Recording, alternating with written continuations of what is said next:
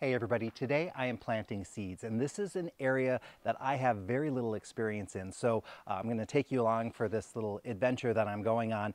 And the reason why I'm planting these seeds is for basically one specific plant. I was in the trial gardens and there's one wax begonia that just stopped me in my tracks. And that might sound strange because as nice as wax begonias are, they're not a stop you in your tracks kind of plant, but this one was. It's called the Hula Begonia, and it has a completely different growing habit than a lot of the other wax begonias.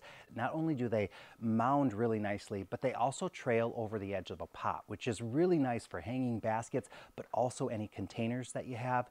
I've also seen them growing in the landscape, and they fill out really nice. Just an unusual begonia, and just that unique shape to it. It's got beautiful waxy leaves covered with great flowers, and it was consistent everywhere I saw it, and that really impressed me. So I looked everywhere for it. None of our regular suppliers had it. It's just too new of a variety. It's not available from any of them. I did find one grower that had it, but I'd have to get it in really small plugs, and to get them that tiny and then have a minimum, I would have to buy 650 of them, and we just don't have room to add 650 wax begonias to the inventory. And then for them to be that small, there'd be a lot of care in getting them up to size that we could actually sell them. So I'm growing these more for myself, just to kind of see what they're like, and I just want to be able to show people what they look like, because I think they're going to be a really popular begonia in the upcoming years. So I want to just give them a go.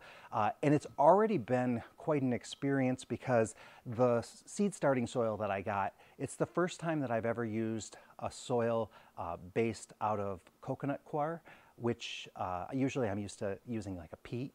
So that is a lot different than the peat-based ones that I've used before. So the first thing I noticed was getting it to rehydrate was completely different than peat. So I had added way too much water.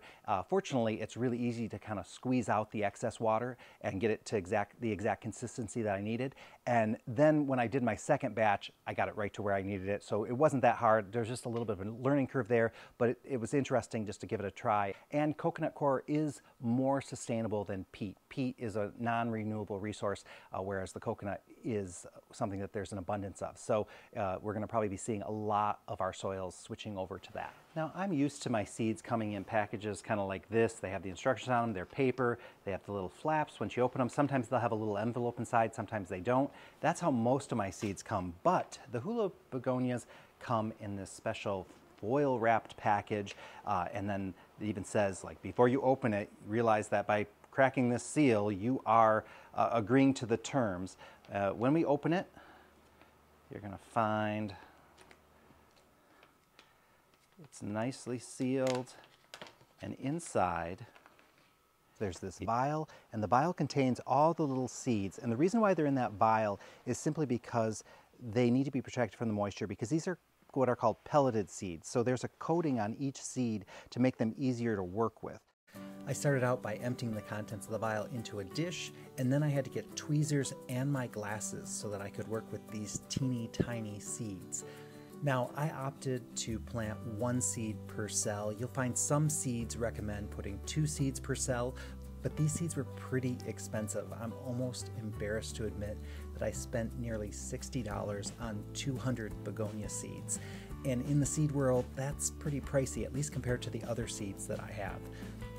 With these begonias, they don't have to be covered with soil, so after I placed them all, I just took my finger and tapped them all into the soil just so there was contact. Then I followed the instructions on the packet and covered the seeds with vermiculite, and vermiculite helps control moisture.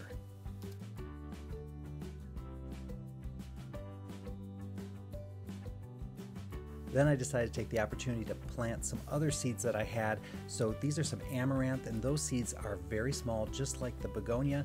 And I planted these with a different method. I sprinkled them over open soil, and then later on as they sprout, I'll transplant them.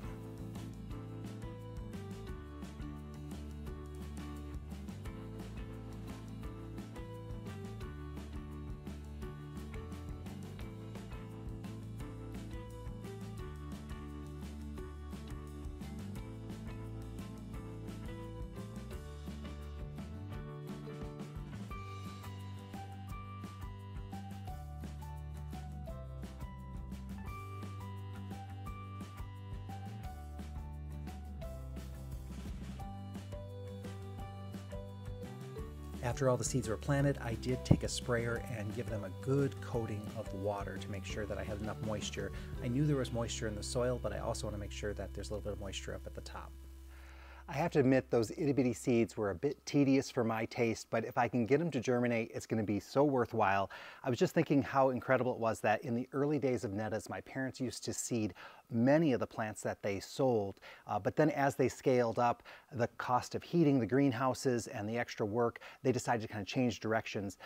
But it is quite a bit of work. It's very rewarding because you do get your hands dirty, and I am a little nervous. Like I said, I haven't done many seeds. I order seeds, but I don't always plant them. I think I'm not alone in that kind of dilemma. But anyway, I really want to make these work. I do know that the begonias prefer a soil temperature between 70 and 75 degrees, and these greenhouses are not heated. So we need to get them out of here because it gets below freezing here at night. So I've carved out a spot in the house that I know captures a good bit of heat. I also have a heat mat that I use for the caladiums, so I can put them on that, and that will warm the soil and hopefully encourage them to grow and germinate. And so that should work out pretty well. And we'll have to keep an eye on the watering. We don't want them to dry out, but this is one of the most important things.